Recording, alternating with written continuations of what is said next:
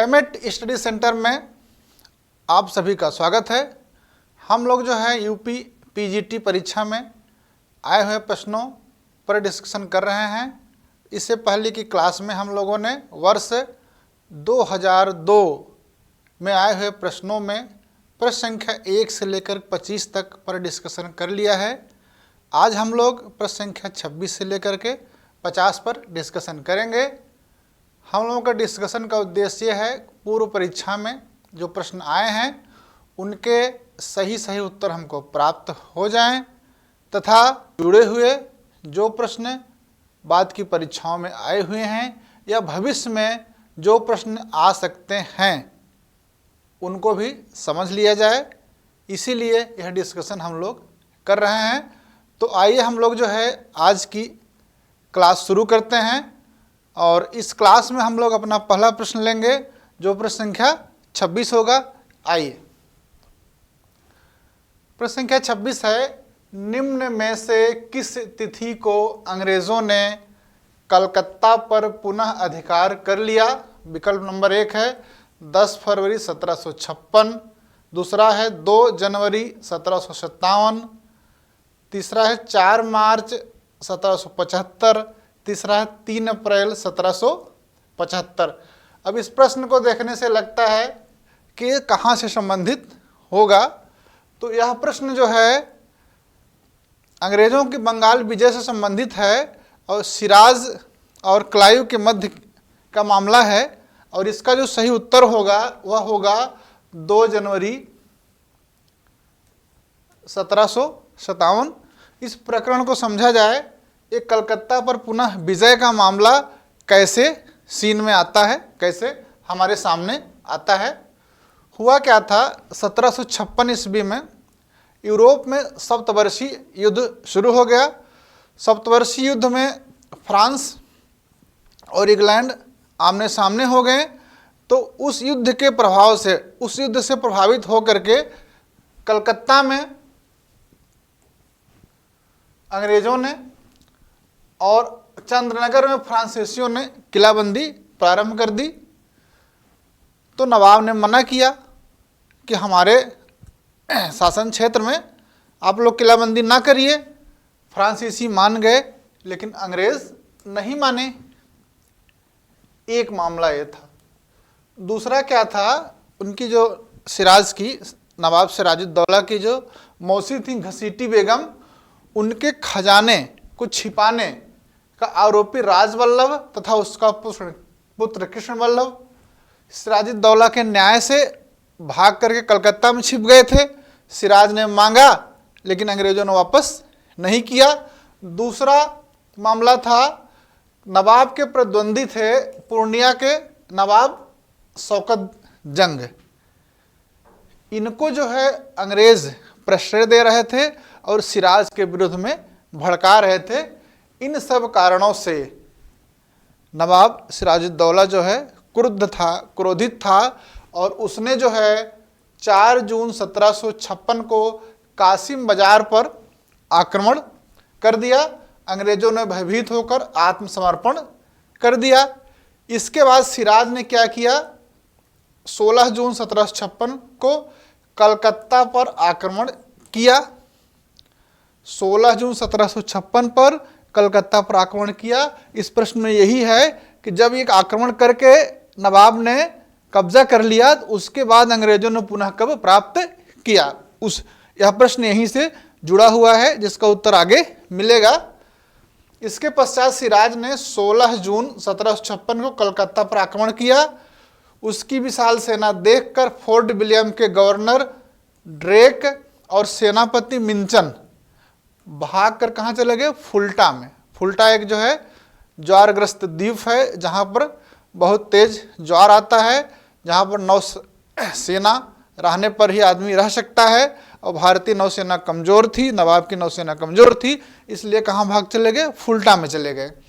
Holwell के नेतृत्व में नवाब, अंग्रेजों की एक सेना ने नवाब का सामना किया किंतु पराजित हुए और 20 जून के नवाब ने फोर्ट विलियम पर अधिकार कर लिया। नवाब ने कलकत्ता का नाम क्या रख दिया, अलीनगर। रख दिया। यहीं पर एक काल कोठरी की घटना होती है, काल कोठरी की ट्रेजेडी होती है, ब्लैक होल ट्रेजेडी होती है, जो बाद में अंग्रेजों के द्वारा सिराज पर किए गए आक्रमण या सिराज के विरुद्ध लड़ी गई लड़ाइयों के लिए एक अपने पास जो है प्रूफ इकट्ठा करते हैं, एक अपने पक्ष में एक तर्क इकट्ठा करते हैं। अब हम लोग थोड़ा समझ ले ब्लैक होल ट्रेजेडी क्या है। कलकत्ता की जो ब्लैक होल ट्रेजेडी का विवरण कौन करता है? जे जेड हालवेल कौन थे? जो उसमें कोठरी में बंद किए गए थे, उसमें एक व्यक्ति थे जे हालवेल। उन्होंने किताब लिखी एलाइव द वंडर। हालवेल की पुस्तक का क्या नाम है? एलाइव द वंडर नामक पुस्तक में लिखा उनके अनुसार 146 अंग्रेज कैदियों को नवाब के आदेशानुसार 18 फीट लंबी और 14 फीट 10 इंच चौड़ी एक अंधेरी कोठरी में 20 जून 1756 की रात को बंद कर दिया गया। सुबह तक 123 व्यक्ति दम घुटने से मर गए। 18 फीट समझ रहे हैं ना, 18 फीट और 14 फीट 10 इंच, इसमें 146 लोग बंद किया गया, 123 दम घुटने से मर गए और 23 व्यक्ति शेष बचे जिन्हें नवाब ने मुक्त कर दिया। अंग्रेजों ने इस घटना को बहुत बढ़ा चढ़ा करके पेश किया। अब सिराज ने अक्टूबर 1756 में इसके बाद क्या किया?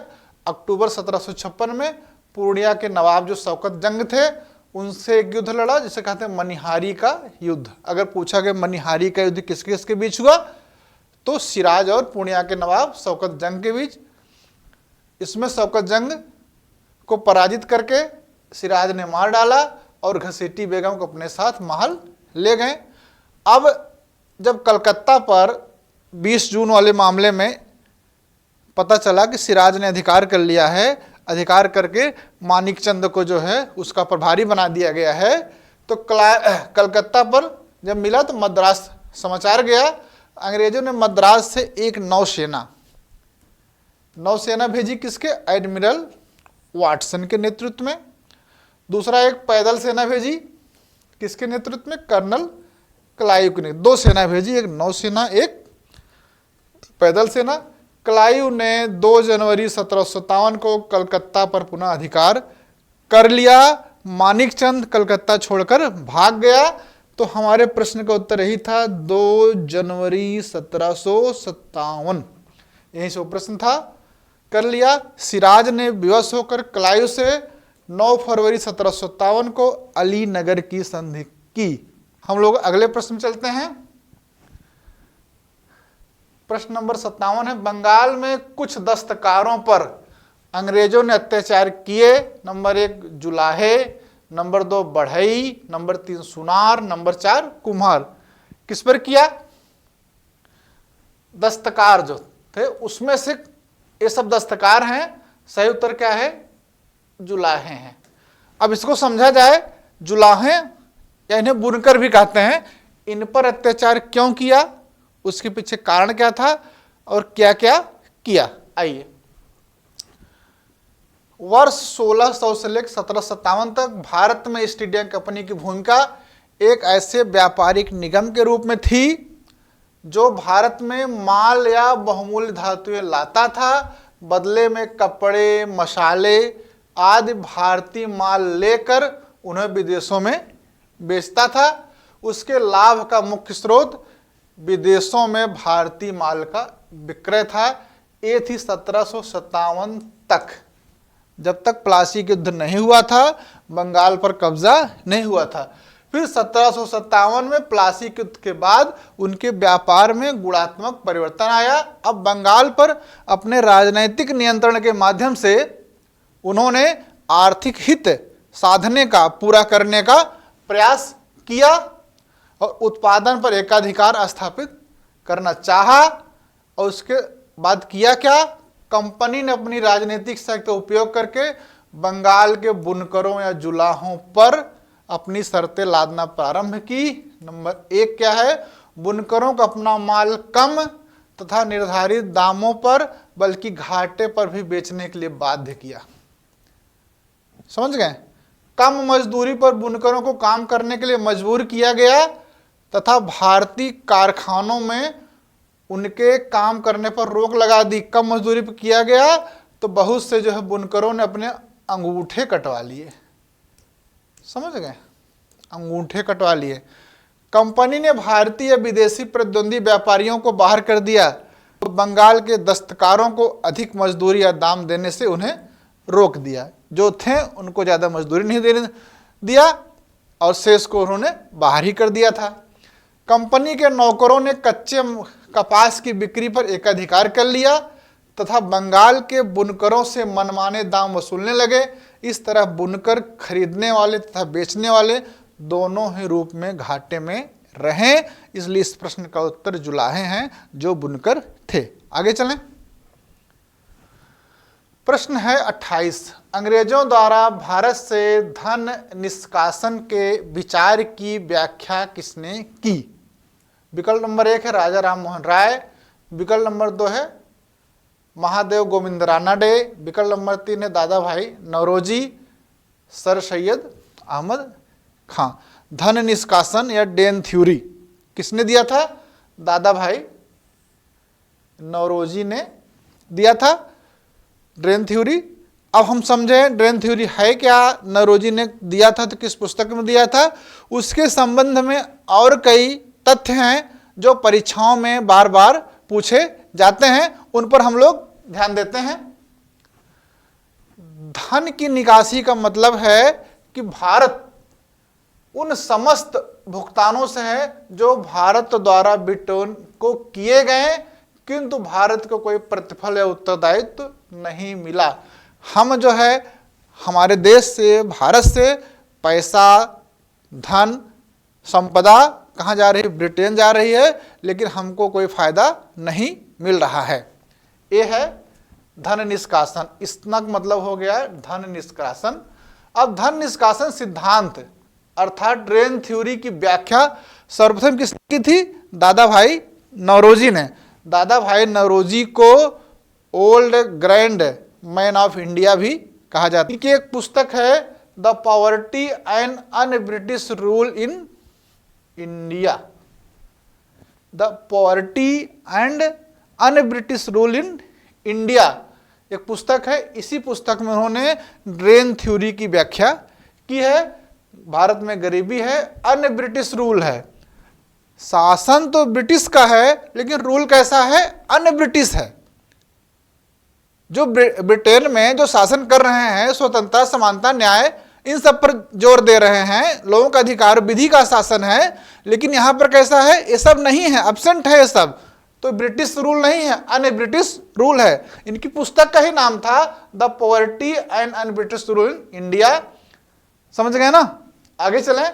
2 मई 1867 को लंदन में आयोजित ईस्ट इंडिया एसोसिएशन की बैठक में दादा भाई नौरोजी ने 1867 की बात है, 1867 की बात है, नौरोजी ने लंदन में ईस्ट इंडिया एसोसिएशन की बैठक में एक लेख पढ़ा, इंग्लैंड्स डेब्ट टू इंडिया को पढ़ते हुए पहली बार धन निष्कासन सिद्धांत की चर्चा की है।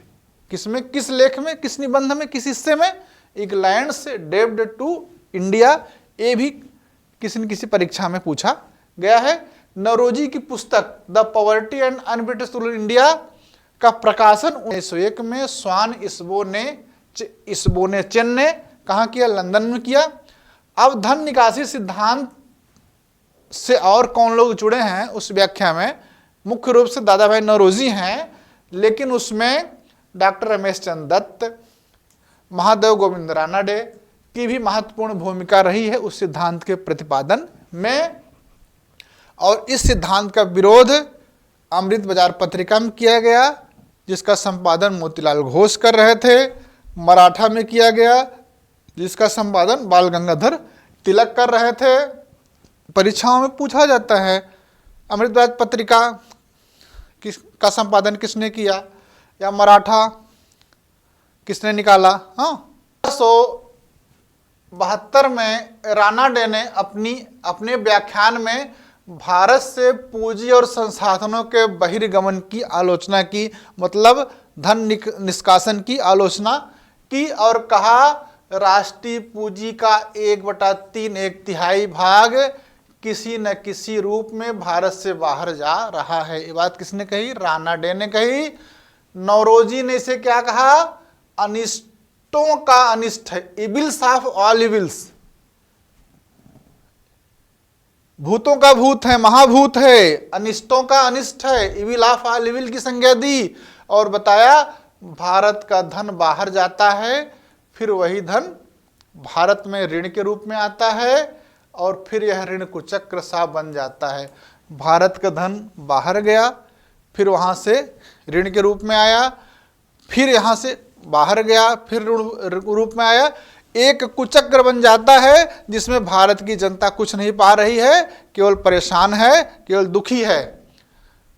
1896 में भारतीय राष्ट्रीय कांग्रेस के कलकत्ता अधिवेशन में प्रथम बार नौरोजी ने धन निष्कासन सिद्धांत को स्वीकृति प्रदान की गई। 1896 के, अगर ये पूछा जाता है किस कांग्रेस के अधिवेशन में धन निष्कासन को स्वीकृति प्रदान की गई थी कांग्रेस में, तो 1896 में उसकी अध्यक्षता किसने किया था? दादा भाई नौरोजी ने किया था।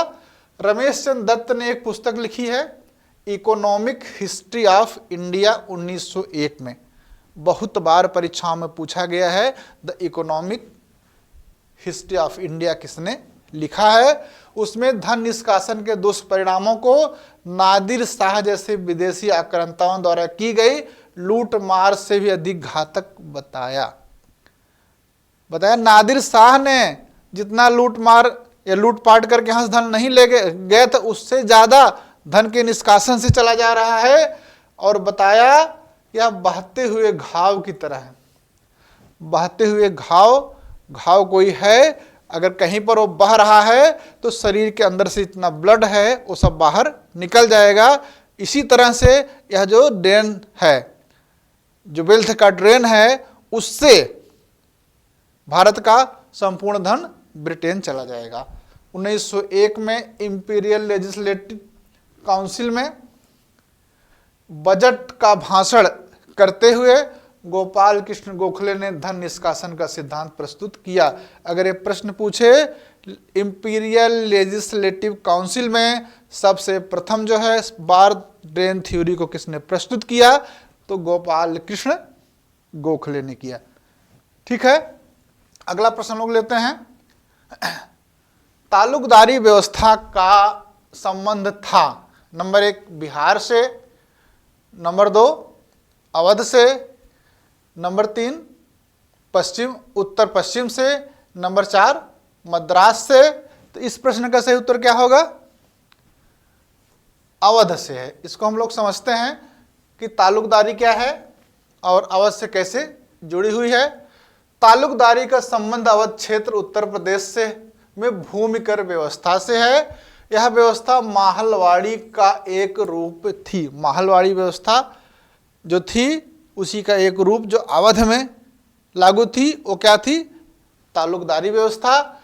माहलवाड़ी क्या है? इस व्यवस्था में भू राजस्व का बंदोबस्त अलग अलग गांव या जागीरों या महालों, इसको महलों या महालों के आधार पर उन जमींदारों या उन परिवारों के मुखिया के साथ किया जा गया जो सामूहिक रूप से उस गांव या महल का भूस्वामी होने का दावा करते थे। जो उस गांव या उस महल के मुखिया का दावा करते थे उनसे वसूली की व्यवस्था की गई।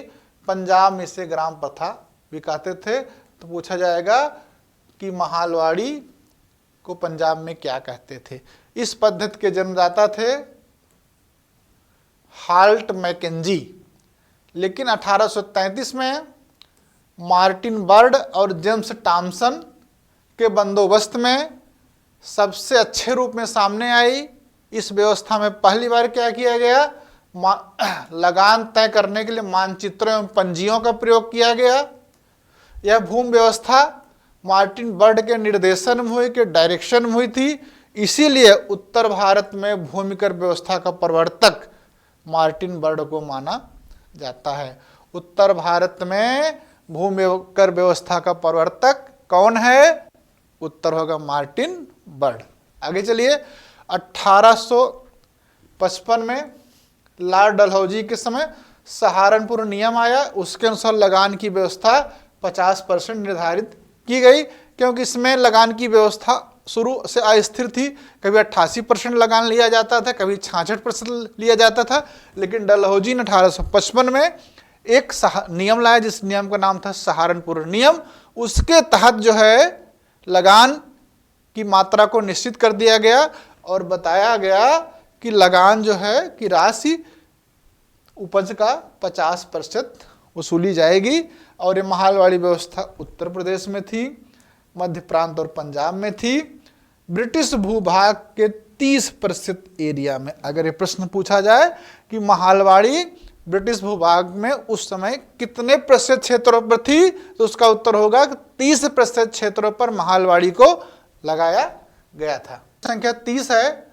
1857 के विद्रोह के विषय में डॉक्टर आरपी मजूमदार के विचार की कटु आलोचना हुई है। उनके विचारानुसार कौन सा विचार था जिसकी कटु आलोचना की गई है? यह सामंती विद्रोह था, नंबर 1। नंबर 2 विकल्प है जनता का विद्रोह था। नंबर 3 सामान्य जनता का अंग्रेजों के प्रति दृष्टिकोण सहानुभूतिपूर्ण था। चौथा यह ईसाई धर्म के विरुद्ध था। आरपी मजूमदार का कौन सा विचार था जिसकी आलोचना की गई? इसमें तीसरा विकल्प सही है। समझ रहे हैं? आइए देखते हैं। 1857 के विद्रोह के विषय में डॉक्टर आरपी मजूमदार के अनुसार सामान्य जनता का अंग्रेजों के प्रति दृष्टिकोण सहानुभूतिपूर्ण था। इसको समझा जाए कैसे? डॉक्टर एस एन सेन ने अपनी पुस्तक 1857, डॉक्टर एस एन सेन ने एक पुस्तक लिखी 1857। इसको 1857 के विद्रोह का सरकारी इतिहास कहा जाता है। इस किताब को 1857 को यह बताया गया कि विद्रोह राष्ट्रीयता के अभाव में स्वतंत्रता संघर्ष था, क्योंकि 19वीं शताब्दी के पूर्वार्ध में भारतीय राष्ट्रीयता भ्रूणावस्था में थी। भारत केवल एक भौगोलिक कथन था, किंतु इसे केवल सैनिक विद्रोह तक सीमित नहीं किया जा सकता। ये सेन का विचार था। सेन के विचारों से असहमति व्यक्त करते हुए आरपी मजूमदार महोदय ने क्या कहा? यह कथा कथित प्रथम राष्ट्रीय स्वतंत्रता संग्राम ना तो प्रथम, न ही राष्ट्रीय तथा न ही स्वतंत्रता संग्राम था। यह बात कहा। बहुत सी परीक्षाओं में इस कोटेशन को दे दिया गया है और पूछा गया है किसका कथन है। सेन की भांति मजूमदार को भी भारत सरकार ने इतिहास लिखने के लिए नियुक्त किया था, किंतु सरकारी सीमित से अनबन के कारण उन्होंने बाद में अपनी पुस्तक द सिपाही mutiny and the revolt of 1857 को 1957 ईस्वी में स्वतंत्र रूप से प्रकाशित किया तथा अपने तर्कों का British paramountcy and Indian renaissance पुस्तक में एक लेख द्वारा स्पष्ट किया कि उनकी राय क्या है 1857 के विद्रोह के संबंध में। तो यह विद्रोह अलग अलग स्थानों पर अलग अलग स्वरूप में था। मजूमदार के अनुसार इस विद्रोह का राष्ट्रीय महत्व अप्रत्यक्ष और उत्तरकालिक था। मजूमदार के अनुसार जिस तरह यहाँ कहा जाता है कि जीवित जूलियस सीजर के स्थान पर मरा हुआ सीजर अधिक शक्तिशाली था, उसी तरह 1857 का विद्रोह भी बाद में अंग्रेजी सत्ता के लिए चुनौती का प्रतीक बना। यह वस्तुतः सत्य भी है, क्योंकि उसके बाद जिस गति से, जिस तीव्रता से अंग्रेजों ने अपनी नीतियों में परिवर्तन किया, उससे यह बात स्पष्ट होती है। ये तो हो गया इस प्रश्न का उत्तर। इसके स्वरूप के संबंध में कुछ और लोगों के महत्वपूर्ण कथन है जिसको हम जान लें, ताकि वहां से जब प्रश्न आए तो हल कर सकें। के Malleson, Trevelyan, John Lawrence, sir Syed Ahmad Khan ने कहा यह पूर्णतः सिपाही विद्रोह था। बेंजामिन डिजरेली, अशोक मेहता ने कहा यह राष्ट्रीय विद्रोह था। वीर सावरकर, पट्टाभी सीतारमैया ने कहा यह सुनियोजित स्वतंत्रता संग्राम था। कार्ल मार्क्स ने क्या कहा, यह राष्ट्रीय क्रांति कहा उसको। और पी रॉबर्ट्स ने कहा 1857 का विद्रोह एक सैनिक विद्रोह था जिसका तात्कालिक कारण चर्बीयुक्त कारतूस थे। और वीर सावरकर की किताब फर्स्ट वार ऑफ इंडिपेंडेंस बहुत फेमस है। तो हम लोग आगे चलते हैं। क्वेश्चन नंबर 31 है, निम्नलिखित विदेशी यात्रियों में से कौन मुगल साम्राज्य में नहीं आया। कहां पर मुगल साम्राज्य में क्या किया, नहीं आया। विकल्प नंबर 1 है वर्नियर, 2 है ट्रेवर्नियर, तीसरा है सर टॉमस रो, चौथा है डोमिंगो पेस या डोमिंगो पायस ना। करम मुगल में कौन नहीं आया, तो हमने टॉमस रो भी जानते हैं, ट्रेवर्नियर भी जानते हैं, वर्नियर जानते हैं, डोमिंगो पेस या डोमिंगो पायस नहीं आए थे। और ये कहाँ आए थे, ये आए थे विजयनगर साम्राज्य में कृष्णदेव राय के समय में। हम इन चारों यात्रियों के बारे में देख लेते हैं। सर टॉमस रो से पहले 1608 ईस्वी में जहांगीर के दरबार में विलियम हॉकिंस आए थे, जिनको खानी की उपाधि दी गई थी, जागीर भी दी गई थी। उसके बाद 1615 से 1619 के बीच में सर टॉमस रो जेम्स के, वहाँ के सम्राट थे जेम्स प्रथम, उनके दूत के रूप में आए थे। जहांगीर के दरबार में आने वाले दूसरे शिष्टमंडल के नायक के रूप में सर टॉमस रो अपने गुरु टैरी के साथ आए थे। 3 वर्ष तक वो रहे थे और उन्होंने जो है आगरा, इलाहाबाद, मांडू स्थानों की यात्रा भी की। उन्होंने एक किताब लिखी है पूर्वी देशों की यात्रा। किसने, टॉमस रो ने। इस पुस्तक में मुगल दरबार के षड्यंत्र और धोखाधड़ी का वास्तविक चित्रण प्रस्तुत किया है। समझ गए। अगला हम लोग पढ़ेंगे जीन बैप्टिस्ट ट्रेवर्नियर, जिनको हम ट्रेवर्नियर कहते थे। ये 1638 से 1663 ईस्वी तक मुगल दरबार में रहे। एक प्रश्न पूछा जाता है कि जैसे सर टॉमस रो कहाँ के थे, ये कहाँ के थे, इंग्लैंड के थे, ठीक, ब्रिटिश थे, अंग्रेज थे। जीन बैप्टिस्ट ट्रेवर्नियर कहाँ के थे, फ्रांसीसी थे। कौन थे, फ्रांसीसी थे, पेशे के जौहरी थे। ऐसा यात्री कौन था जो पेशे के जौहरी था, हीरे का विशेषज्ञ था, तो कौन थे, ट्रेवर्नियर थे। भारत की यात्रा 6 बार की, कितने बार किया था, 6 बार किया था। और शाहजहां के समय में आए थे। और उन्होंने एक विवरण लिखा है ट्रेवल्स इन इंडिया, इनकी पुस्तक का क्या नाम है, ट्रेवल्स इन इंडिया में शाहजहां औरंगजेब कालीन विवरण है। और चूंकि ये जौहरी थे और व्यापार पर इनकी पकड़ थी, इसलिए मुगल साम्राज्य का आर्थिक इतिहास का ज्ञान ट्रेवल्स इन इंडिया से बहुत बेहतर तरीके से प्राप्त होता है। हीरा व्यापार व खनिजों के साथ साथ समुद्री मार्गों, सिक्कों, माप तौल, निर्यात व्यापार और यातायात के विषय में विवरण जो है ट्रेवर्नियर का ट्रेवल इन इंडिया में प्राप्त होता है। अगले यात्री हैं वर्नियर, फ्रांसिस वर्नियर। ये 1656 से 1717 ईस्वी तक मुगल दरबार में रहे हैं। ये भी फ्रांसीसी यात्री थे। कहाँ थे इनकी, नेटिव कहाँ के थे, फ्रांस के थे। पेशे के क्या थे, चिकित्सक थे। और आए किसके दरबार में थे, शाहजहां के दरबार में आए थे। दारा सिकोह और औरंगजेब के मध्य होने वाले उत्तराधिकार के युद्ध के प्रत्यक्षदर्शी थे, साक्षी थे। कौन, वर्नियर। सामूगढ़ की लड़ाई जिसमें औरंगजेब जीता था के बाद एक क्रमशः आमेर के मिर्जा जयसिंह, उसके बाद गोवा के पुर्तगालियों, गोलकुंडा के सुल्तान अबुल हसन कुतुब शाह की सेवा में चले गए। इन्होंने जो पुस्तक लिखा था ट्रेवल इन मुगल अंपायर, क्या लिखा था, ट्रेवल इन मुगल अंपायर। उनकी क्या पुस्तक है, ट्रेवर्नियर की ट्रेवल्स इन इंडिया थी। इनकी क्या थी, ट्रेवल इन मुगल अंपायर। इसको कहते हैं मुगल साम्राज्य का विशद इतिहास। समझ गए, विशद इतिहास इसको बोला जाता है मुगल एंड ट्राइबल एम्पायर का। अगले हैं डोमिंगो पायस, 1520 से 1522 ईस्वी तक ये पुर्तगाली थे और कृष्णदेव राय के समय में विजयनगर की यात्रा की थी और कृष्णदेव राय के शासन का आंखों देखा हाल डोमिंगो पायस से मिलता है। पायस ने विजयनगर को कहा रोम के समान वैभवशाली और देखने में तक रमणीय है यह विश्व का सर्वोत्तम नगर। विश्व का सर्वोत्तम नगर विजयनगर किसने कहा, यह प्रश्न पूछा गया है किसी परीक्षा में, उसका उत्तर क्या होगा, पुर्तगाली यात्री डोमिंगो पायस। ठीक, आगे चलें, अगला प्रश्न 32 है, निम्नलिखित में से कौन मुगल साम्राज्य के पतन के लिए उत्तरदायी कारण नहीं था।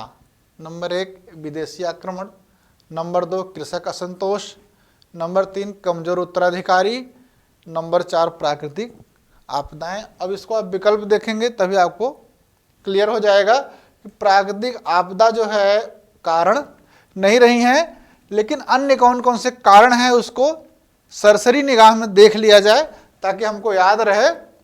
मुगल साम्राज्य के पतन के कारण औरंगजेब को उत्तरदायित्व मानते हैं, उसकी जो नीतियां रही हैं जिससे कृषक हिंदू इन लोगों ने विरोध किया था, बहुत विद्रोह हुए थे। अयोग्य एवं शक्तिहीन उत्तराधिकारी, उत्तर मुगल काल में अयोग्य उत्तराधिकारी होते हैं। मुगल अभिजात वर्ग का पतन हो गया क्योंकि शासक का पतन तो उसी का अनुकरण अभिजात वर्ग ने किया। दरबार में गुटबादी थी, सैयद बंधु उधर थे, जुल्फकार का गुट अलग था, तो सब गुट एक दूसरे के विरोध में थे। उत्तराधिकार का त्रुटिपूर्ण नियम था, तलवार के बल पे उत्तराधिकार प्राप्त हो सकता था, इसलिए राजा के मरने के बाद, शासक के मरने के बाद उसके पुत्रों में लड़ाई हो जाया करती थी। मराठों को उत्थान हुआ, उसमें बंधु सैन्य दुर्बलता थी, उत्तर मुगल काल में ध्यान नहीं दिया गया, आर्थिक संकट आया। मुगल सरकार का स्वरूप सैनिक था। नादिर शाह अहमद शाह अब्दाली ने आक्रमण किया, विदेशी आक्रमण था जिसमें लूटपाट करके पूरी तरह से नष्ट कर दिए गए। यूरोप वासियों का आगमन आगे क्रमशः जो है उधर पुर्तगाली, डच, अंग्रेज, फ्रांसीसी ये सब आए और जो है व्यापारी के रूप में आते हैं, धीरे धीरे आगे बढ़ जाते हैं। और हम लोग इसी के साथ में कुछ इतिहासकारों के नाम भी जान लें, परीक्षा में पूछा जा सकता है इन लोगों ने क्या कहा है पतन के कारणों में। पहले हैं डॉक्टर सतीश चंद्र, इनकी पुस्तक है parties and politics at the Mughal court. क्या पुस्तक का नाम है, parties and politics at the Mughal court. जमींदारी अथवा जागीरदारी जो संकट था वो कारण था मुगल साम्राज्य के पतन का। मोहम्मद इरफान हबीब, इनकी किताब है the agrarian system of Mughal India. इन्होंने बताया आर्थिक संकट, मुख्य रूप से कृषि संकट का सिद्धांत प्रस्तुत किया प्रोफेसर इरफान हबीब ने।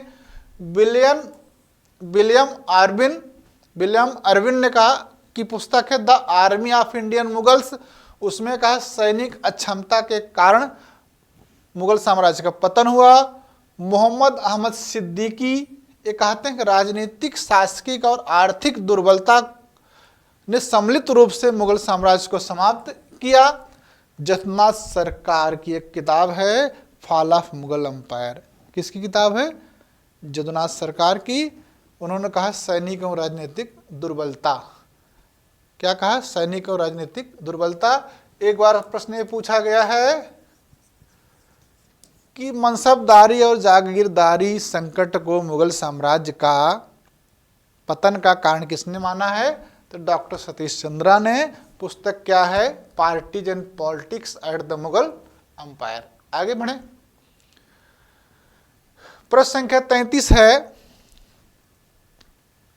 सूची 1 को फर्स्ट को सूची सेकंड से सुमेलित करें तथा अधोलिखित से अपना उत्तर चुने। सूची 1 है या सूची 2 है। सूची 1 में पुस्तक है, सूची 2 में उनके लेखक हैं।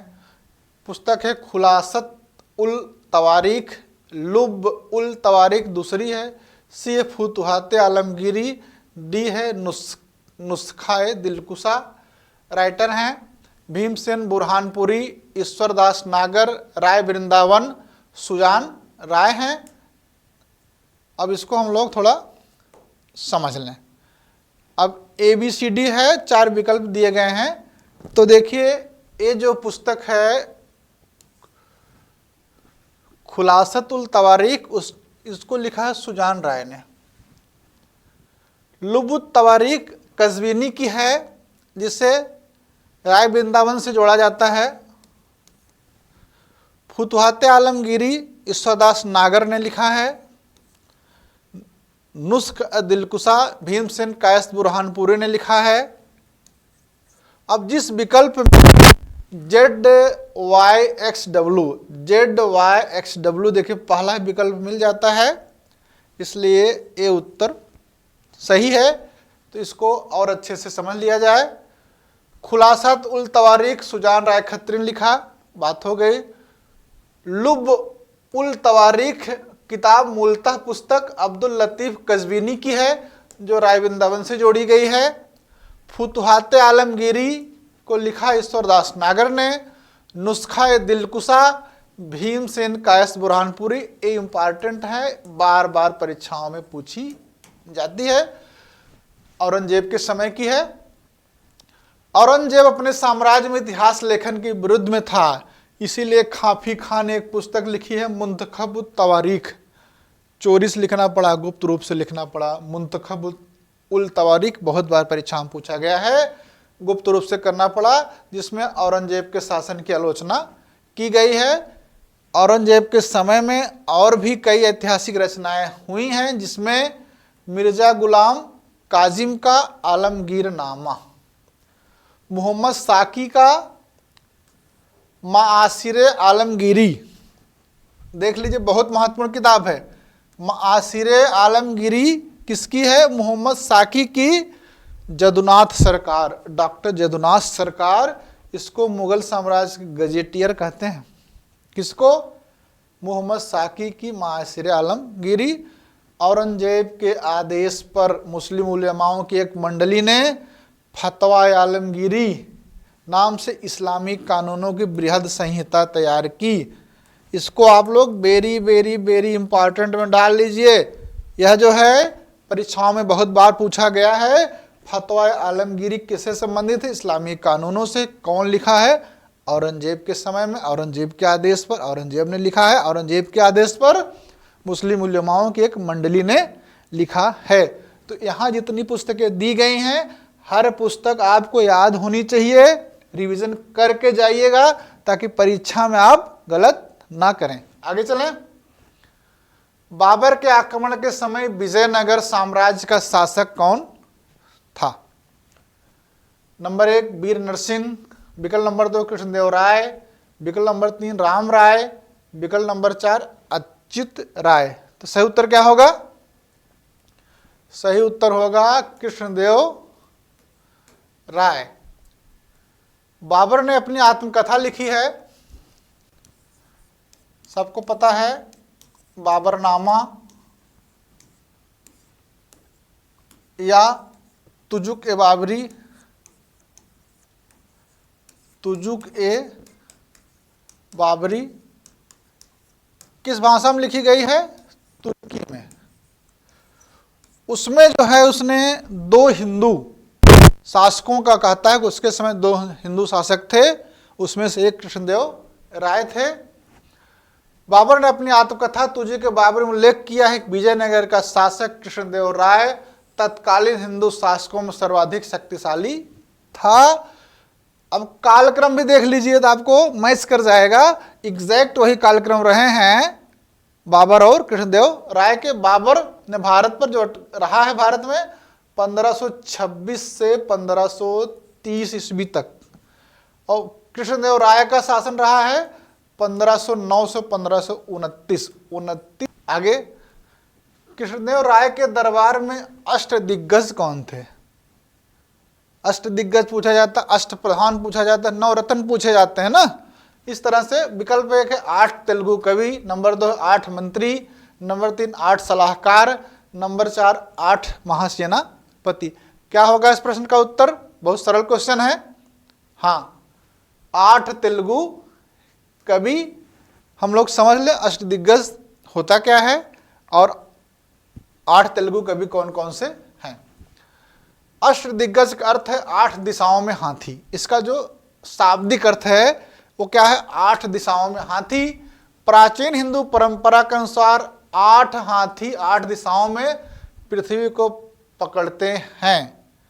ये अष्टदिग्गज कृष्णदेव राय के दरबार को सुशोभित करने वाले तेलुगु के 8 महान विद्वान एवं कवि हैं, जो 8 दिशाओं से भाषा, संस्कृति, इन सब का प्रचार प्रसार कर रहे हैं। समझ रहे हैं? इसलिए इनको अष्ट दिग्गज कहा गया है। इतने बलशाली हैं, जितने इतने ख्यात प्राप्त हैं, जितने वो 8 हाथी हैं जो पूरी पृथ्वी को 8 दिशाओं से उठाए हुए हैं। इसमें पेडन्ना सर्वप्रमुख था, जो संस्कृत और तेलुगु दोनों भाषाओं का ज्ञाता था। कृष्णदेव राय उसे विशेष सम्मान देते थे। इसके बाद जो शेष है उनके भी नाम जान लिया जाए। पेडन्ना नंबर 1, अल्लसानी, नंदी तिम्मन, भट्टुमूर्ति, धूर्जटी, मदयगरी मल्लन मुदुपलककु, अच्चराजू रामचंद्र और पिंगली सूरन। अब ये तो था अष्टदिग्गज। दूसरा, कृष्णदेव राय खुद भाषा प्रेमी था और तेलुगु, उसका जो शासन काल था तेलुगु का जो है क्लासिकल युग माना जाता था।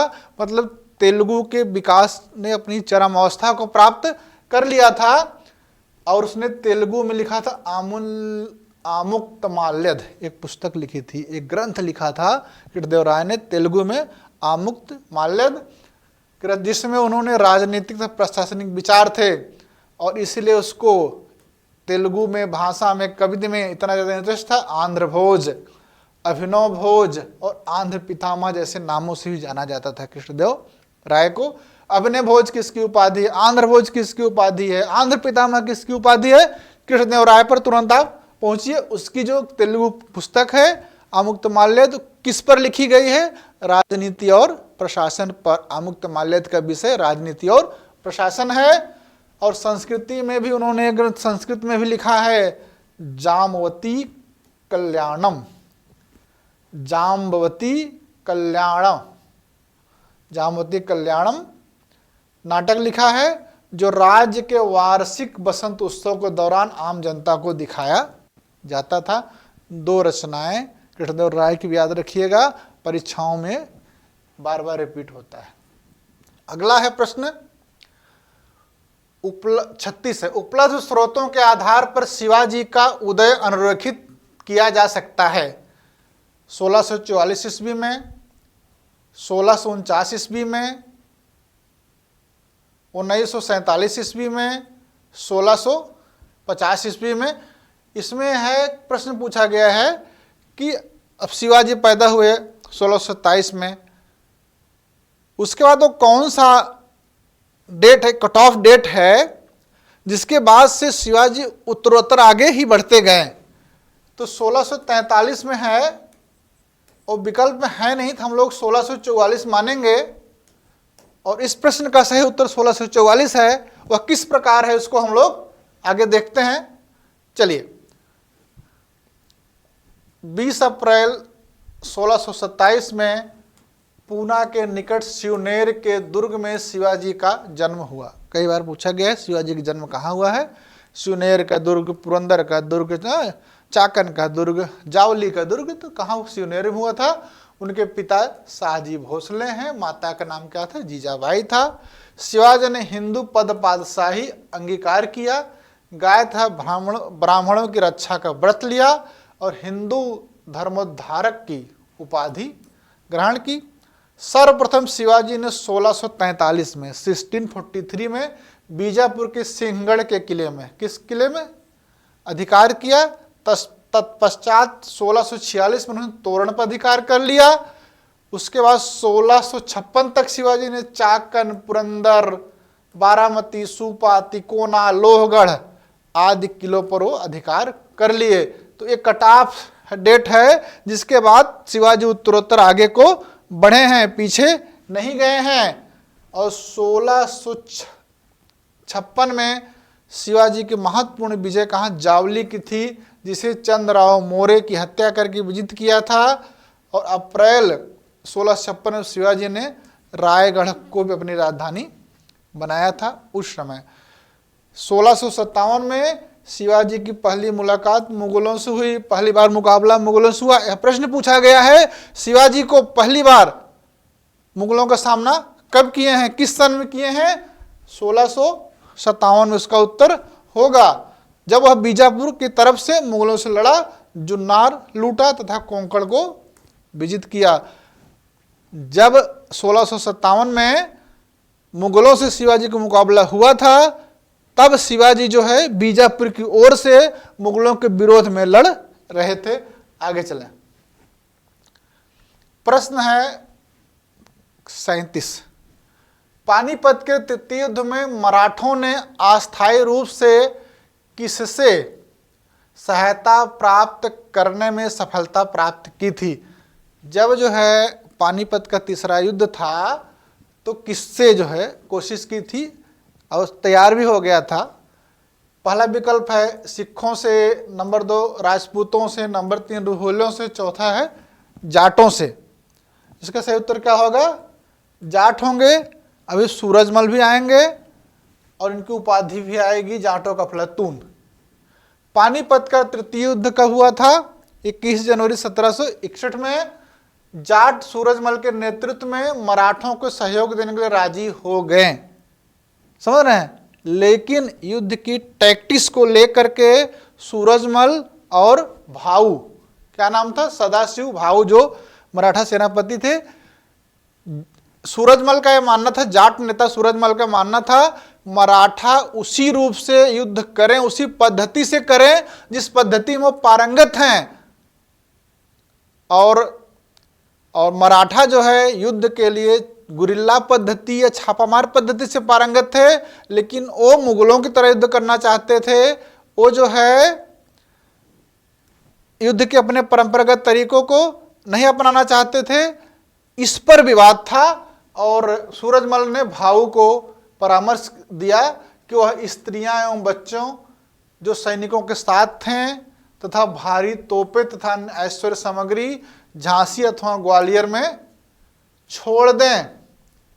इस मुद्दे पर सदाशिव भाऊ से मतभेद हो गया सूरजमल जाट का, और उन्होंने युद्ध से अलग हो गए। युद्ध की टैक्टिक्स के मुद्दे पर जाट नेता सूरजमल अलग हो गए। कुछ स्मरणीय तथ्य है जिसको जान लिया जाए ताकि इससे संबंधित प्रश्न आए तो उनको हम लोग सही कर लें।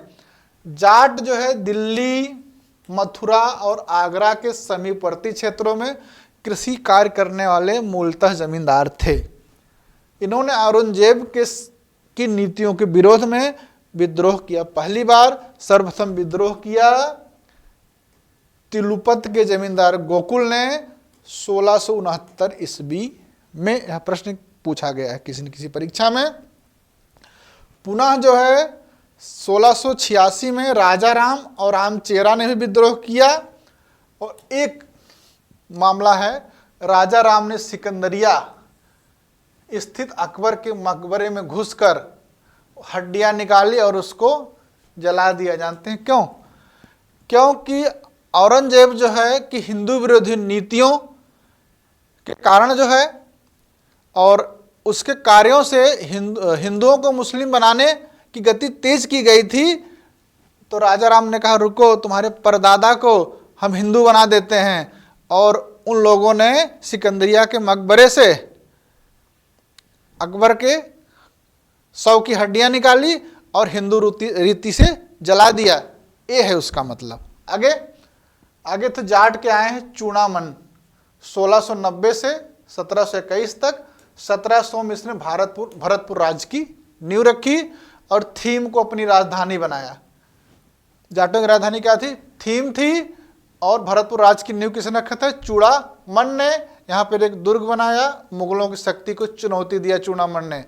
फिर हुआ क्या? 1721 में आगरा के सूबेदार थे जयसिंह द्वितीय के अधीन मुगल सेना ने इसके विरुद्ध, चूड़ामन के विरुद्ध अभियान किया, तथा दुर्ग जीत लिया। इससे दुखी होकर चूड़ामन ने आत्महत्या कर ली। उसके बाद आए बदन सिंह 1721 से 1756 में। नादिर शाह के आक्रमण के पश्चात हुई अव्यवस्था का लाभ उठाकर उसने बदन सिंह ने आगरा तथा मथुरा पर अधिकार कर लिया। उसके बाद अहमद शाह ने जब अटैक किया, उन्होंने व्यवस्था को कॉम्प्रोमाइज करने की कोशिश की। बदन सिंह को राजा की उपाधि दी। बाद में इसमें महेंद्र शब्द भी जोड़ दिया गया। अब इसके बाद कौन आता है? सूरजमल 1756 से 1763 में। जो हमारे प्रश्न का उत्तर था, पानीपत युद्ध में मराठों का सहयोग करते हैं।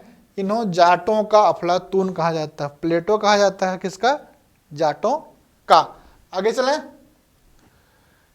एक राजपूत राजा ने औरंगजेब को धार्मिक नीति के बारे में चेतावनी लिखित रूप से भेजी थी।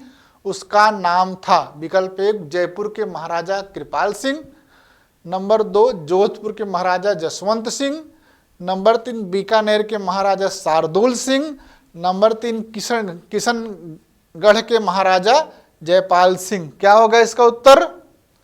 सही उत्तर है 2 जोधपुर के महाराजा जसवंत सिंह।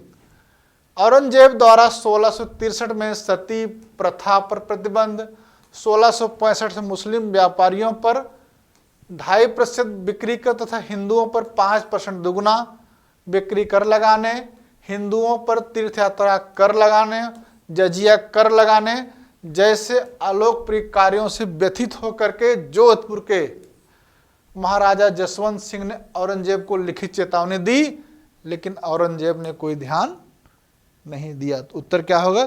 जोधपुर के जसवंत सिंह। आगे चलें। शाइस्ता खान ने अपना अंगूठा खोया।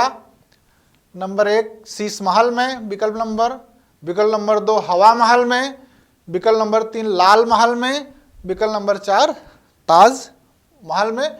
यह प्रश्न है, जब जो है औरंगजेब के मामा शाइस्ता खां पर शिवाजी ने अटैक किया था, तो उनका अंगूठा काट लिया था। अंगूठा कहां पर काटा, किस महल में? इसका सही उत्तर क्या है बताइए? हाँ, लाल महल में, पूना के लाल महल में। आइए देखते हैं। शाइस्ता खान ने अपना अंगूठा पूना के लाल महल के जनाना खाने में खोया था। शिवाजी के बचपन का बहुत सा समय वहां बीता था। शिवाजी का जन्म पूना के सिवनेर महल में हुआ था, और ये लाल महल है, दूसरी है। और 12 वर्ष की आयु में शिवाजी को अपने पिता शाहजी भोसले से पूना की जागीर भी प्राप्त हो गई थी। इस समय जबकि हम लोग बात कर रहे हैं, इस महल पर औरंगजेब के मामा शाइस्ता खां का नियंत्रण था। शिवाजी की लगातार सफलताओं से भयभीत होकर औरंगजेब ने शाइस्ता खां को दक्षिण का सूबेदार बनाकर शिवाजी का दमन करने के लिए भेजा। उसने बीजापुर के सुल्तान से गठबंधन करके पूना, चाकन और कल्याण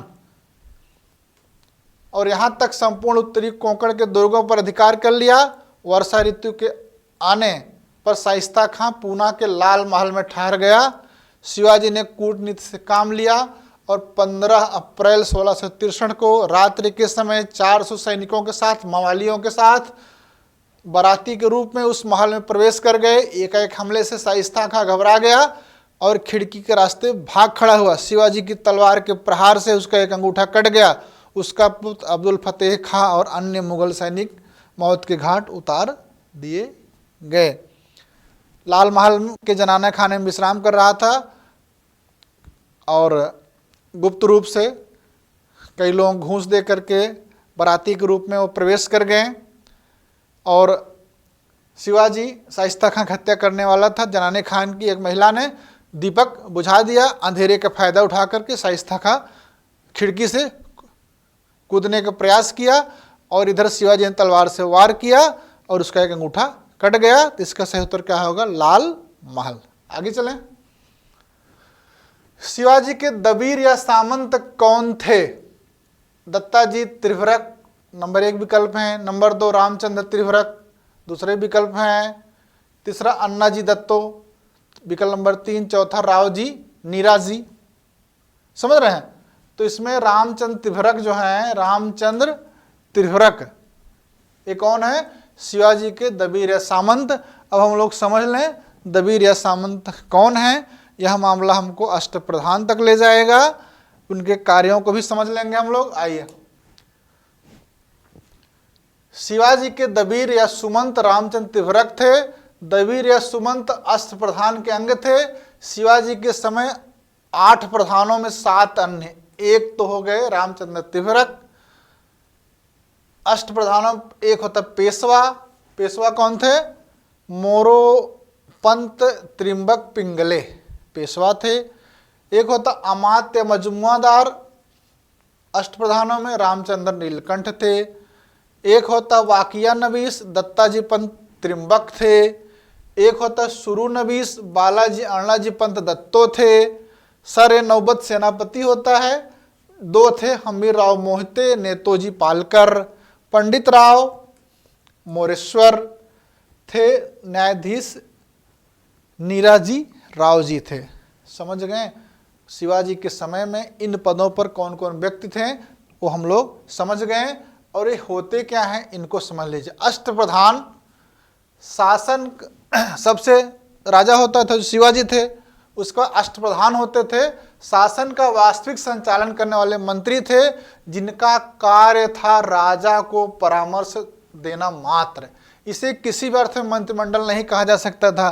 बैठ करके विचार विमर्श नहीं करते थे, इवन उनको बता देते थे, उसके आगे काम किया। प्रत्येक मंत्री राजा के प्रति उत्तरदायी था, उसके सचिवों के रूप में कार्य करता था। सामान्यतः मंत्रियों का कार्य शिवाजी के निर्देशों का पालन करना और अपने विभागों की निगरानी करना था। इसको मंत्रिमंडल से कंफ्यूज नहीं करना है। ये अष्टप्रधान है। पहले अष्टप्रधान है पेशवा अथवा मुख्य प्रधान। पेशवा भी कहा जाता था, मुख्य प्रधान भी कहा जाता है। इनको प्रधानमंत्री का संपूर्ण प्रशासन की देखभाल, राजा के अनुपस्थिति में उनके कार्यों की देखभाल पेशवा करते थे। सरकारी पत्रों तथा दस्तावेजों पर राजा के नीचे अपनी मोहर लगाता था। दूसरा अमात्य मजमुआदार थे, ये वित्त एवं राजस्व मंत्री थे। तीसरा वाकिया नवीस या मंत्री, राजा के दैनिक कार्यों तथा दरबार की प्रतिदिन कार्यवाही का विवरण रखना। वर्तमान के गृह मंत्री के समान थे वकिया नवीस। सुरु नवीस चिटनीस या सचिव, सुरु नवीस चिटनीस या सचिव, राजकीय पत्र व्यवहार का कार्य देखना तथा परगनों के हिसाब की जांच करना। दबीर या सुमंत विदेश, आज के विदेश मंत्री की तरह थे। सेनापति या सर नौबत, सेना की भर्ती, संगठन तथा रसद का प्रबंध करते थे। पंडित राव विद्वानों एवं धार्मिक कार्यों के लिए दिए जाने वाले अनुदानों का दायित्व निभाते थे। न्यायाधीश राजा के बाद मुख्य न्यायाधीश होता था, सो न्यायाधीश कहते थे। राज्य के समस्त दीवानी और फौजदारी मामले इनके अधिकार में होते थे।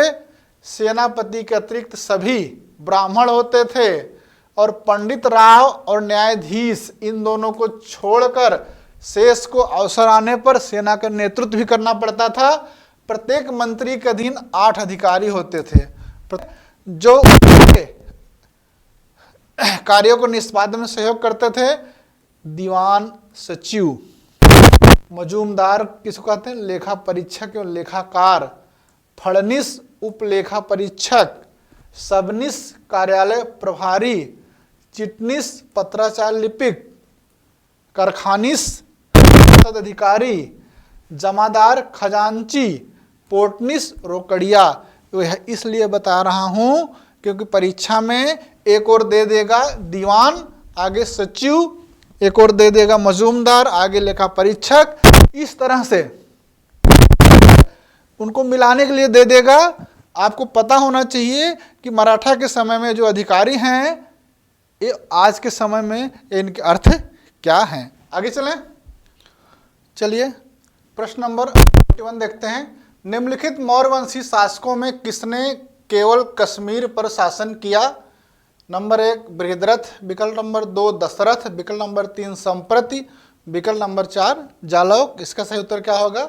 जालौक होगा। आइए देखते हैं। कल्हड़ की राजतरणी के अनुसार कश्मीर में अशोक का उत्तराधिकारी जालौक हुआ, वह सयो था। उसने मलेच्छों को परास्त कर अपने राज्य को सुरक्षित किया तथा कन्नौज तक शासन किया। एक कश्मीर पर शासन करने का वर्णन है राजतरंगिणी में। परवर्ती मौर्य नरेशों में दशरथ का नाम है, परीक्षा में पूछा जा सकता है। किसके बारे में? दशरथ के बारे में। पुरातत्वीय प्रमाण मिलता है बिहार प्रांत के गया जिले में स्थित नागार्जुन पहाड़ी पर आजीवक संप्रदाय के साधुओं को निवास के लिए 3 गुफाएं निर्मित करवाई। दशरथ के बारे में वर्णन मिलता है।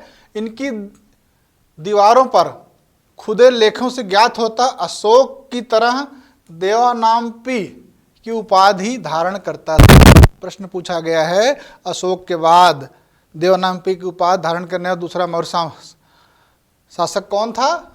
दशरथ। पुराणों में दशरथ के 8 वर्ष बाद संप्रति का उल्लेख मिलता है, जो जैन धर्म का संरक्षक था, और बृहद्रथ अंतिम मौर्य शासक था। 184 ईसा पूर्व उसके सेनापति पुष्यमित्र शुंग ने सेना निरीक्षण के बहाने धोखे से हत्या कर दी। इतना है अशोक के उत्तराधिकारियों के बारे में। आगे बढ़ते हैं। महमूद गजनबी ने किस अनुक्रम में भारत पर आक्रमण किया? विकल्प नंबर 1 है मुल्तान, कन्नौज, मथुरा, थानेश्वर, कश्मीर। 3 है विकल्प नंबर 2 है कश्मीर, कन्नौज, मथुरा, मुल्तान, थानेश्वर। 3 है कश्मीर, मुल्तान, थानेश्वर, कन्नौज, मथुरा। 4 है मुल्तान, थानेश्वर, कश्मीर, मथुरा और कन्नौज। तो मुल्तान पर किया था 1004-5 पर, 1014, कश्मीर 1016, मथुरा 1018, कन्नौज 1019। सही है। आइए 30 देख लेते हैं। महमूद गजनवी का आक्रमण प्रथम बार 1001 में हिंदू शाही शासक जयपाल पर किया, जिसमें जयपाल पराजित हुआ, महमूद गजनवी विजित हुआ। दूसरा आक्रमण 1004-5 मुल्तान पर किया। वहाँ के शिया संप्रदाय कर्मापंथियों का शासक अब्दुल फतह दाऊद था। और मुल्तान पर दूसरी बार हुआ है 1010 से 11 में, थानेश्वर पर 1014 में, कश्मीर पर 1016 में, मथुरा पर 1018 में, कन्नौज पर 1019 में। एक महत्वपूर्ण है गुजरात के समुद्र तट पर स्थित नाथ है सोमेश्वर का मंदिर। जब सोमेश्वर पर अटैक किया तो वहाँ के शासक थे भीम प्रथम। समझ गए? ये है महमूद गजनवी के आक्रमणों का क्रम। अगला चलते हैं। खलीफा का मान्यता पत्र प्राप्त करने वाला दिल्ली का प्रथम सुल्तान कौन था? पहला विकल्प ऐबक, दूसरा इल्तुतमिश, तीसरा है बलबन, चौथा अलाउद्दीन खिलजी। कौन था? इससे पहले हम लोग इसका डिस्कशन कर चुके हैं। ए है इल्तुतमिश। खलीफा का मान्यता पत्र अथवा मंसूर प्राप्त करने वाला दिल्ली का प्रथम सुल्तान 1229 ईस्वी में बगदाद के अब्बासी खलीफा से मान्यता प्राप्त किया। किसने? इल्तुतमिश ने। कहाँ से? बगदाद के अब्बासी खलीफा से। यह एक महत्वपूर्ण घटना थी, क्योंकि अभी तक दिल्ली सल्तनत के स्वतंत्र अस्तित्व को वैधानिक रूप से स्वीकृति प्राप्त नहीं हो सकी थी। खलीफा के स्वीकृति पत्र से इल्तुतमिश की स्थिति सुदृढ़ हुई। सुल्तान के रूप में अब उसकी सत्ता का विरोध संभव नहीं रहा। अंतर्राष्ट्रीय स्तर पर इस स्वीकृति द्वारा इल्तुतमिश एवं दिल्ली सल्तनत की सत्ता को स्वतंत्र मान्यता प्राप्त हुई। आगे बढ़े। मिनहाज ने अपने ग्रंथ तबकात नासिरी को समर्पित किया, मतलब किसको समर्पित किया था? विकल्प नंबर 1 इल्तुतमिश को, नंबर 2 है रजिया सुल्तान को, नंबर 3 है नसीरुद्दीन कुबाचा को, नंबर 4 है बलबन को।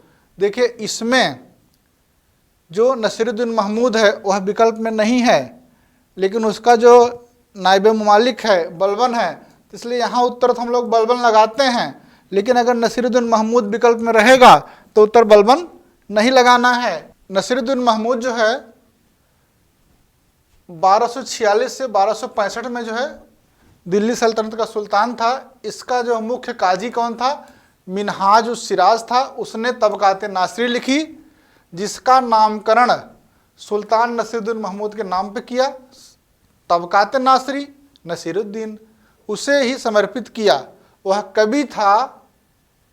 मिनहाज उसके ग्रंथ में अनेक स्थानों पर स्वरचित लिखे हैं। बाद में षड्यंत्र द्वारा उसको मुख्य काजी पद से हटा दिया गया। नसीरुद्दीन महमूद के दरबार में एक फखरुद्दीन नुनानी भी थे, जिनकी उपाधि उपनाम क्या था? आमिद था। सुल्तान नसीरुद्दीन मधुर एवं धार्मिक स्वभाव का व्यक्ति था तथा खाली समय में कुरान की नकल तैयार करने को उसकी आदत थी। कुरान लिखा करता था हाथों से। नसीरुद्दीन महमूद के शासन काल में समस्त शक्ति बलबन के हाथ में थी। 1249 में उसने बलबन को उलुग खां की उपाधि दी और सेना पर पूर्ण नियंत्रण के साथ नायबे मुल्कत बना दिया। किसको? बलबन को। आगे चलें। अलाउद्दीन खिलजी का दक्षिण भारत पर पहली बार आक्रमण हुआ था। कब हुआ था? नंबर 1 है 1306 में, नंबर 2 है 1299, नंबर 3 है 1296 में, नंबर 4 है 1306 में। तो इस प्रश्न का सही उत्तर क्या है? 1296 में। कैसे आए देखते हैं। अलाउद्दीन, उसका उस समय नाम था अली गुरसस्प और कड़ा और मानिकपुर का सूबेदार था। अपने चाचा व ससुर सुल्तान जलालुद्दीन खिलजी से सत्ता छीनना चाहता था, इसीलिए उसे धन की आवश्यकता थी और वह गुप्त अभियानों के माध्यम से आता था।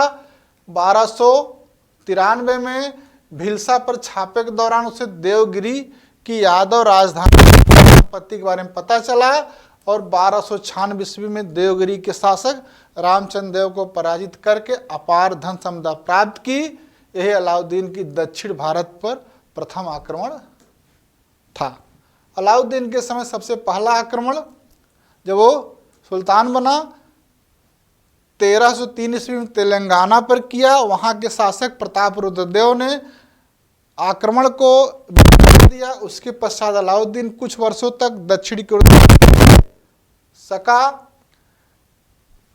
नंबर 1 देवगिरी का आक्रमण एक कब हुआ था?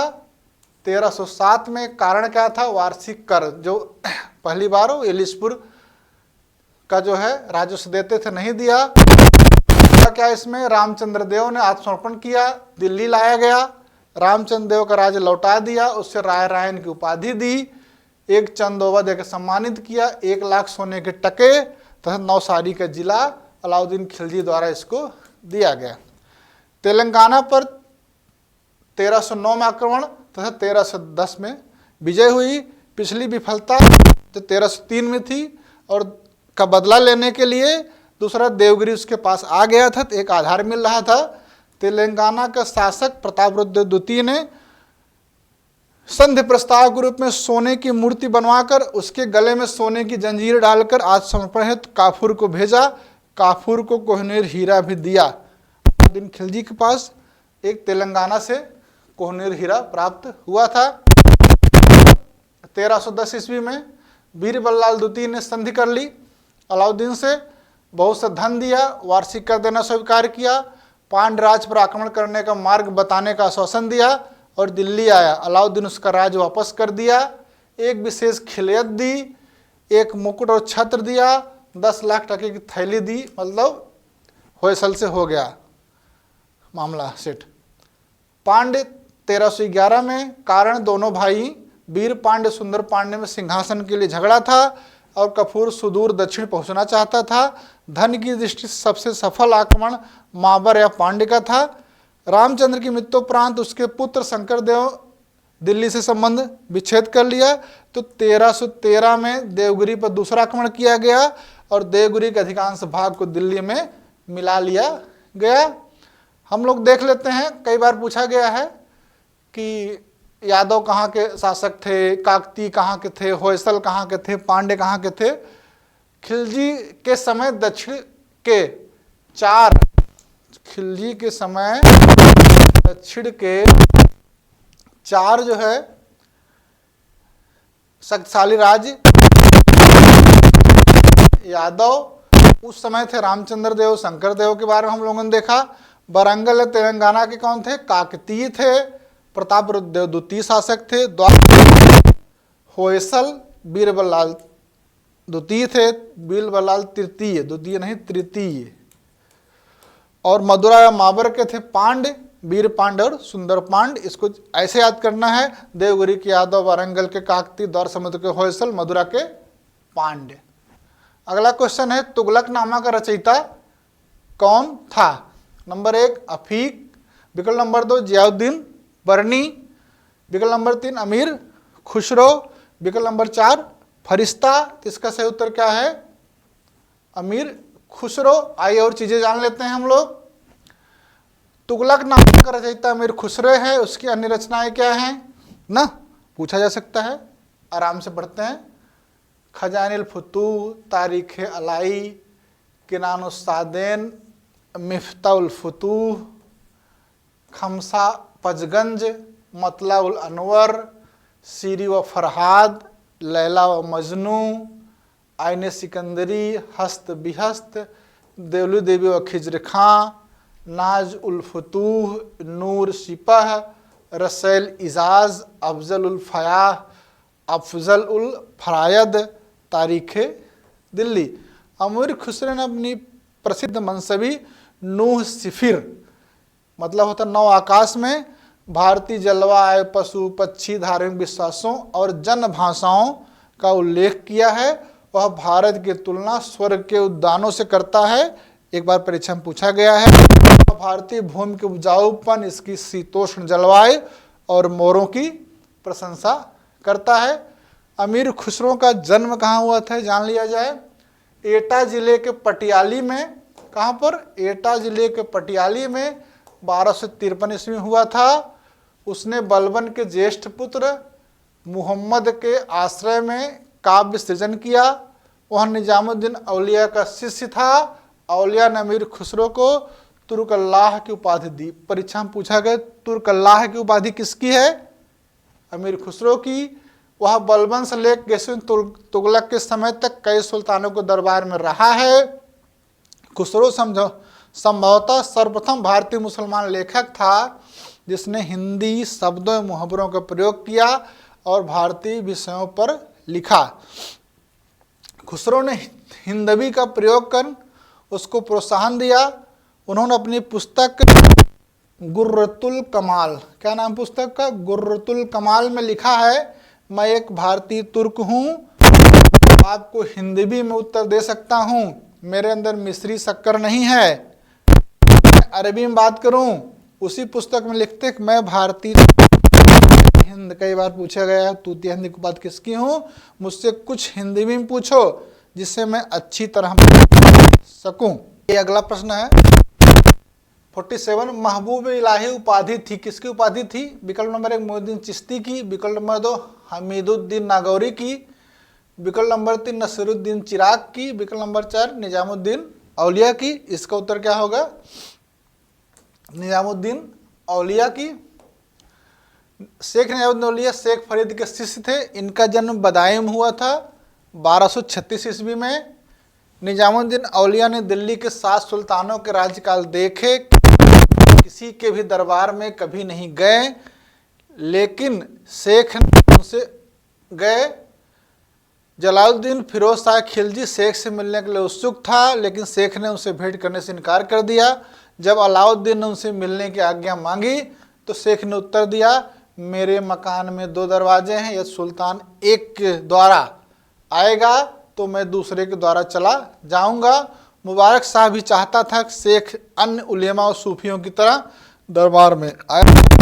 पीर का आदेश रहा है कि शासकों से सदैव दूर रहो, अतः मुझे क्षमा कर दिया जाए। उन्हें सुल्तानुल औलिया मतलब संतों का राजा, महबूब इलाही प्रभु के प्रिय की उपाधि दी गई। सुल्तानुल औलिया अगर आता है तुरंत निजामुद्दीन औलिया से पकड़ लेते हैं, लेकिन महबूब इलाही आता है तो इसको हमको याद करना पड़ेगा। निजामुद्दीन औलिया और गैसुद्दीन तुगलक के बारे में हम लोग पिछले जो प्रश्नों में जो डिस्कशन किए हैं, हनोज दिल्ली दूर अस्त ना, तो इन्होंने ही गैसुद्दीन तुगलक के बारे में थी। औलिया की इच्छा थी, मुझे अपनी कब्र पर कोई स्मारक नहीं चाहिए, मुझे खुले और विस्तृत मैदान में विश्राम करने दिया जाए। इसके बावजूद मोहम्मद बिन तुगलक ने दिल्ली में उसका मकबरा बनवाया। औलिया की मृत्यु का समाचार जानने के बाद के दूसरे दिन उसके शिष्य अमीर खुसरो ने भी प्राण त्याग दिए। उसी स्थान पर दफनाया गया जहां पर निजामुद्दीन औलिया को दफनाया गया था। औलिया ने योग की प्राणायाम की पद्धति इस हद तक अपनाई कि योग जाने लगा। किस सूफी संत को योगी सिद्ध कहा जाता है? निजामुद्दीन औलिया को। आगे आए, पादशाह के विरुद्ध धारण करने वाला प्रथम मुगल शासक कौन था? विकल्प नंबर 1 बाबर, विकल्प नंबर 2 अकबर, विकल्प नंबर 3 जहांगीर, विकल्प नंबर 4 औरंगजेब। इसमें बाबर है, पहला विकल्प सही है। आइए, काबुल की विजय उपरांत बाबर ने 1507 ईस्वी में सर्वप्रथम पादशाह की पदवी धारण की। इसके पूर्व उसके वंश में यह पदवी किसी ने धारण नहीं की थी। बाबर अपनी आत्मकथा बाबरनामा में लिखता है, उस समय तैमूर के उत्तराधिकारी चाहे वे राज ही क्यों न करते हों मिर्जा कहलाते थे, परंतु इस समय मैंने आदेश दिया लोग मुझे बादशाह कहें। बादशाह की पदवी धारण कर वह अपने समकालीन ईरान के शाह, उज्बेक शासक शैबानी खां, तुर्की के सुल्तान की तुलना में अपनी श्रेष्ठता प्रदर्शित करना चाहता था। उसने खलीफा की प्रधान स्वीकार नहीं किया। जहरुद्दीन मोहम्मद बाबर का जन्म 14 फरवरी 1483 में फरगना में हुआ था। उसके पिता का नाम शेख उमर शेख मिर्जा था, माता का नाम कुतलुग निगार खानम था। वह माता की ओर से चंगेज खां तथा पिता की ओर से तैमूर का वंशज था। तो पादशाह की उपाधि धारण करने वाला पहला मुगल शासक बाबर था। नंबर 49 है, निम्नलिखित इतिहासकारों में से कौन अकबर का समकालीन नहीं है? विकल्प number 2 Badayuni, number 3 Nizamuddin Ahmad, number 4 Lahori. तो इसमें कौन सा विकल्प होगा? लाहौरी होगा। आइए देखते हैं। अब्दुल हामिद लाहौरी मुगल शासक, मुगल सम्राट शाहजहां का दरबारी इतिहासकार था। उसने पादशाहनामा लिखा। अब्दुल हमीद लाहौरी। अब शाहजहां के समय में और इस तरह इनायत खान ने लिखा शाहजहांनामा, मोहम्मद सादिक खान लिखा बादशाहनामा, मोहम्मद अमीन कज़वीनी लिखा बादशाहनामा। शाहजहां के समय का प्रथम सरकारी इतिहास है बादशाहनामा, कज़वीनी द्वारा लिखा गया। अकबर कालीन जान लिया जाए, अबुल फजल ने क्या लिखा? आईने अकबरी सबको पता है। बदायूनी ने क्या लिखा? हम लोग डिस्कस किए हैं, मुंतखबुल तवारीख, हिंदुस्तान का आम इतिहास इसको बोलते हैं, मुंतखबुल तवारीख को। निजामुद्दीन अहमद ने क्या लिखा? तबकात अकबरी। मीर अलाउद्दौला कज़वीनी लिखा नफाइंस उल मासिर, और मुल्ला दाऊद ने लिखा तारीख अल्फी। तो इस तरह से हम लोग अकबर के समय में जो इतिहास लिखे गए हैं उसमें कुछ को हम लोगों ने देख लिया है। आगे है प्रश्न नंबर 50 और आज की कक्षा का अंतिम, आज की क्लास का अंतिम प्रश्न। निम्नलिखित में से कौन मनसबदार की हैसियत का नहीं है? नंबर 1 था जात, नंबर 2 सवार, नंबर 3 करोड़ी, नंबर 4 मशरूत। मनसबदारी व्यवस्था में इसमें से कौन शब्द नहीं था? तो है करोड़ी। आइए देखते हैं कैसे करोड़ी कौन था। करोड़ी अकबर ने 1573 में बंगाल, बिहार, गुजरात को छोड़कर समस्त उत्तर भारत में करोड़ी नामक अधिकारी बनाए थे, नियुक्त किए थे, जिनका मुख्य कार्य 1 करोड़ दाम राजस्व वसूल करना। तो करोड़ी जो है वो प्रशासन में राजस्व से जुड़ा मामला था, मनसबदारी से नहीं था। मुगल शासन प्रणाली की सबसे महत्वपूर्ण विशेषता क्या थी? मनसबदारी प्रथा थी, जो मंगोलों की दशमलव पद्धति पर आधारित था। अकबर के शासनकाल की 11वें वर्ष में पहली बार मनसब प्रदान किए, मतलब मनसबदारी प्रथा की शुरुआत अकबर ने की। मनसब कोई पदवी या पद संज्ञा नहीं थी, वरन यह किसी अमीर की स्थिति का बोध कराती थी। इस प्रकार मनसब का अर्थ पद या श्रेणी था, इसको समझिए। अकबर ने इस व्यवस्था में जात और सवार नामक द्वैध प्रारंभ किया। उसमें था ना जात सवार, तो जानते हैं जात शब्द से व्यक्ति के वेतन तथा पद की स्थिति का बोध होता था, जबकि सवार से घुड़सवार दस्ते की संख्या, जात से वेतन और पद, घुड़सवार से घुड़सवारों की संख्या का बोध होता था। जब किसी मनसबदार को उसके पद के कार्यभार के अतिरिक्त कार्यभार का उत्तरदायित्व सौंपा जाता था तो उसके मनसब एवं वेतन में बढ़ोतरी की जाती थी। इस बढ़े हुए मनसब को मशरूत मनसब कहा जाता था, परंतु अतिरिक्त उत्तरदायित्व की समाप्ति पर उसके मनसब तदनुसार वेतन में भी कटौती कर दी जाती है, या औरंगजेब के समय में प्रचलन में आया मशरूत। तो जात, सवार और मशरूत जो है मनसबदारी व्यवस्था से संबंधित है, करोड़ी जो है राजस्व व्यवस्था से संबंधित है। इस तरह से हम लोगों ने वर्ष 2002 के पहली क्लास में 1 से लेकर 25 क्वेश्चन, आज की दूसरी क्लास में 26 से लेकर 50 क्वेश्चन कर लिए हैं। अगली क्लास में हम लोग 51 से लेकर के 75 तक क्वेश्चन करेंगे। आप लोग लगातार रिवीजन करते रहिए और अपनी तैयारी को बनाए रखिए। बहुत बहुत धन्यवाद।